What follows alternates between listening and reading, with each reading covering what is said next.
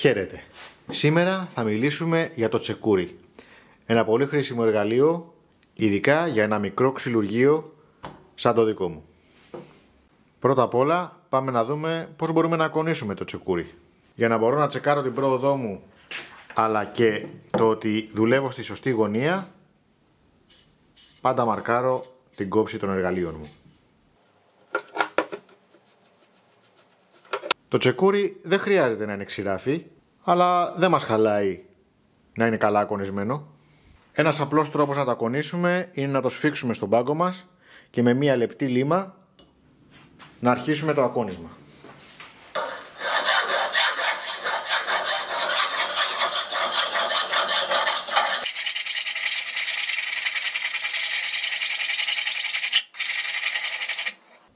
Μόλις βγάλουμε τον εθέρα, πάμε στην άλλη πλευρά.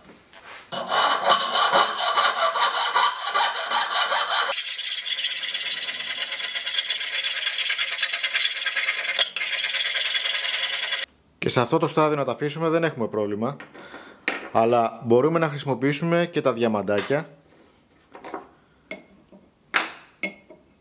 Πιο χοντρό, πιο ψηλό και πιο ψηλό και να συνεχίσουμε την ίδια διαδικασία.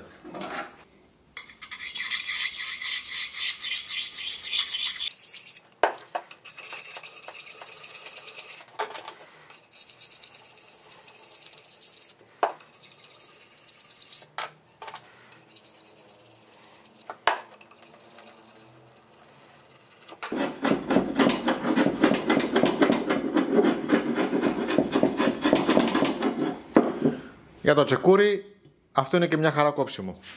Αν θέλετε να χρησιμοποιήσετε πέτρα για το ακόνισμα, καλό είναι να μην το πάτε έτσι, δηλαδή να κρατάτε το τσεκούρι πάνω από την πέτρα, αν και μπορείτε να το κάνετε και αυτό. Νομίζω είναι πιο εύκολο με μια μικρή πέτρα να ακονίζετε με την πέτρα στο χέρι σας.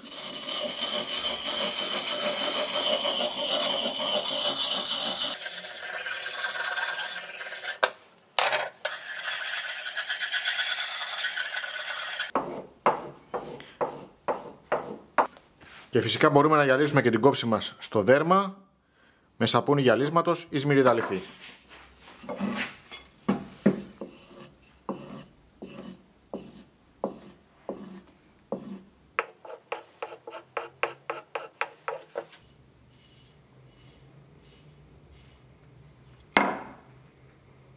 Όπως βλέπετε τη δουλειά του την κάνει μια χαρά.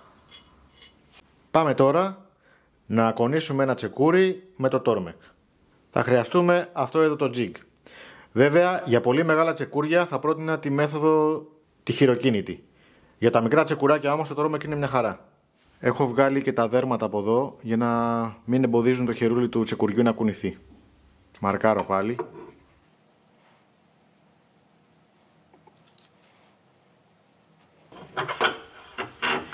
Και πάμε να φτιάξουμε τη γωνία.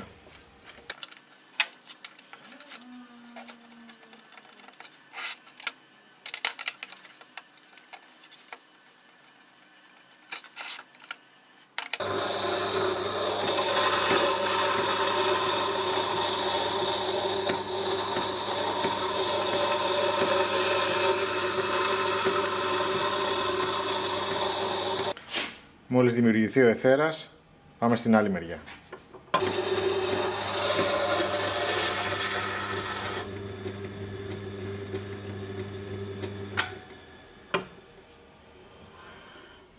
Και λίγο γυάλισμα στο δέρμα.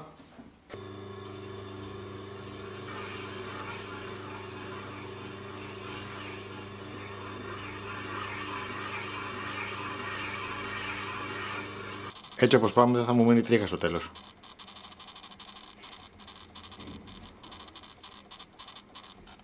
Μια χαρά. Πάμε να δούμε τώρα πού μπορεί να μας χρησιμεύσει το τσεκουράκι.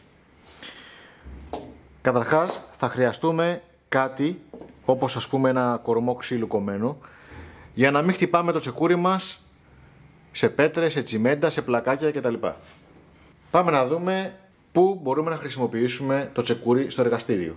Ας πούμε ότι έχουμε ένα μεγάλο κομμάτι ξύλο που έχουμε κόψει από κάποιο δέντρο και θέλουμε να το βάλουμε στον τόρνο, να κόψουμε ένα μικρότερο κομμάτι Μπορεί να μην έχουμε αλυσοπρίωνο ή κάποια πιο μεγάλη κορδέλα. Τι θα κάνουμε, θα το κόψουμε με το πριόνι? Δύσκολο. Ενώ με το τσεκουράκι μπορούμε να το σκίσουμε. Ειδικά αν έχει ίσια νερά, θα σχιστεί τελείως ίσια. Αν τα νερά του δεν είναι και τόσο ίσια, όπως βλέπετε εδώ, δεν θα κοπεί τόσο ίσια. Αλλά πάλι θα έχουμε κόψει το κομμάτι μας σε πολύ πιο διαχειρίσιμο υλικό. Πάμε να δούμε πώς. Παίρνω το τσεκούρι μου και κοιτάω πού θέλω να το σκίσω. Ας πούμε θέλω να το σκίσω στη μέση. Εννοείται ότι δεν μπορούμε να σκίσουμε ένα ξύλο έτσι. Πρέπει να χτυπήσουμε έτσι ώστε το τσεκούρι να πάει παράλληλα με τα νερά του ξύλου.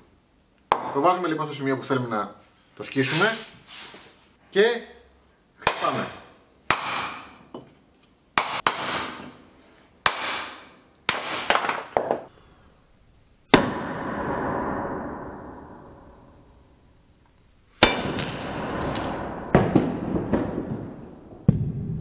Αν το ξύλο μας έχει ίσια νερά, θα σχιστεί και πιο ίσια. Βλέπετε, πάει σχεδόν στην ευθεία.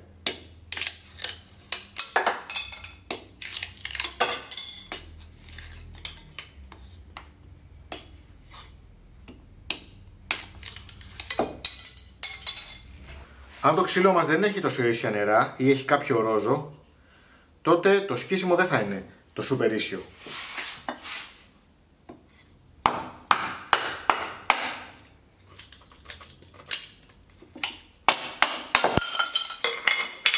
Βλέπετε εδώ τι έκανε. Ουσιαστικά παρέκαμψε το ρόζο. Και φυσικά τώρα εδώ στο ρόζο είναι πολύ αδύναμο το κομμάτι. Τώρα, πιάνοντας το τσεκουράκι μας κατά αυτόν τον τρόπο, μπορούμε χοντρικά να πλανήσουμε κιόλας μια πλευρά ενός ξύλου. Δηλαδή, κάνουμε το εξής. Κάνουμε κάποια κοψίματα.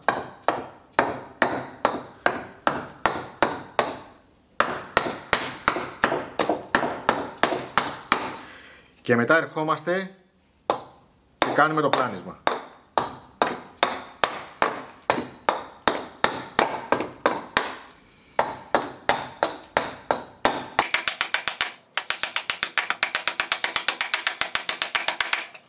Και μπορούμε να αλλάξουμε και κατεύθυνση.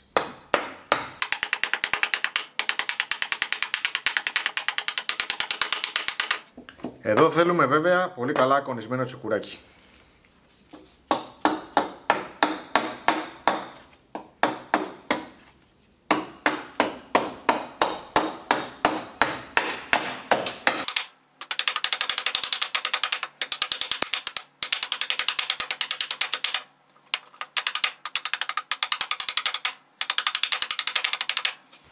Σε πολλές περιπτώσεις μπορώ να χρησιμοποιήσω και το τσεκούρι για να αφαιρέσω το πολύ υλικό στην αρχή ενός project. Όπως εδώ που θέλω να φτιάξω ένα κουταλάκι. Και το πάω σιγά σιγά.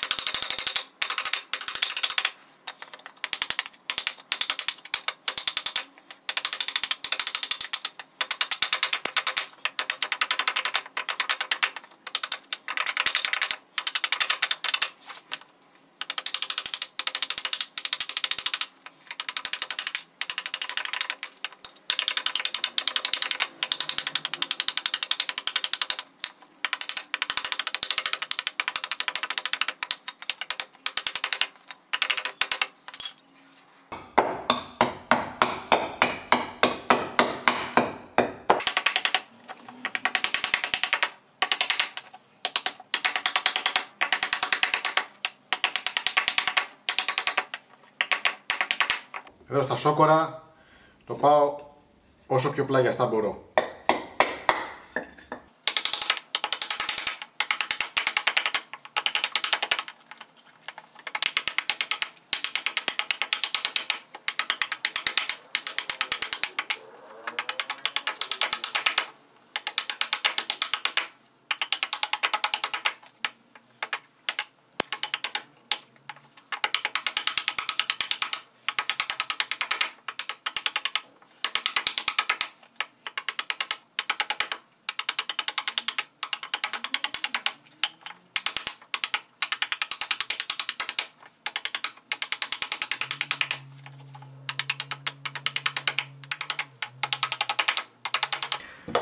Αυτό ήταν, παιδιά, το τσεκούρι. Τουλάχιστον έτσι το χρησιμοποιώ και το δουλεύω εγώ.